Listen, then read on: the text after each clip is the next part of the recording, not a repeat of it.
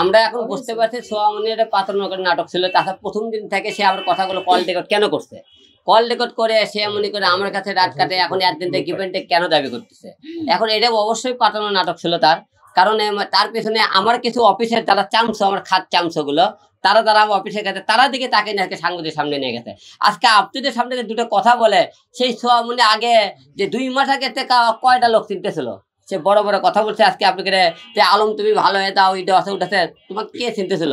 অন্য অন্য যে মেয়ের কথা আরো 2টা যে মেয়ে ছিল আপনি ওর সামনে, ওই মেয়েটা ডাইরেক্ট বলছে আমি সোহামণি কি বলছি, তুমি এটা প্রমাণ দাও যে তুমি আর সাথে আমি গিভেন্টেকে অফার করছে, প্রমাণ দেবা। তুই অডিওটা কাটে অর্ধেক কথা বলতো, গিভেন্টে কেন বলতেছ রে ভাই? তুমি তো নিজেই তুমি আগে কথা, তাই নিজেই রাত কাটাইছো আমার কাছে 2 রাত। ও তো নিজেই বলে যে আমার যত যত বয়ফ্রেন্ড লন্ডন, আমেরিকা, তারপর হচ্ছে কাতার, একটা মেয়ের এত বয়ফ্রেন্ড কিভাবে থাকে?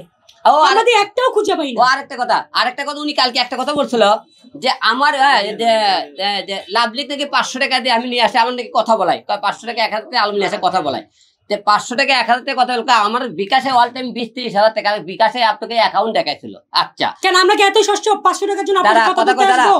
500 টাকা বিকাশে অ্যাকাউন্ট দেখালো, টাকাটা বিকাশের টাকাটা দেখালো, ওর বাবা হলো যে তেজপুরে দালালি করে।